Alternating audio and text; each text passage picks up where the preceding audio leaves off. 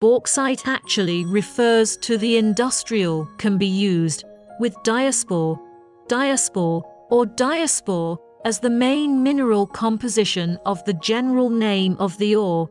The working principle of the bauxite ball pressing machine is that the main motor of the bauxite ball pressing machine passes through the belt to the reducer. The reducer passes through the coupling to the drive shaft and then by a pair of open gears to ensure the synchronization of the two roller shafts. The passive roller is supported by the piston of the hydraulic cylinder, and the constant pressure roller is supported by the inclined eye hydraulic circuit and hydraulic control valve and accumulator to ensure the system pressure.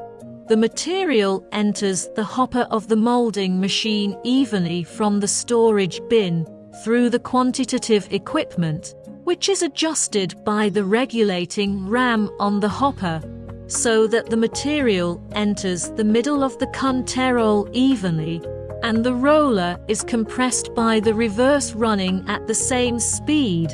The unit forming pressure of the material increases from small to large.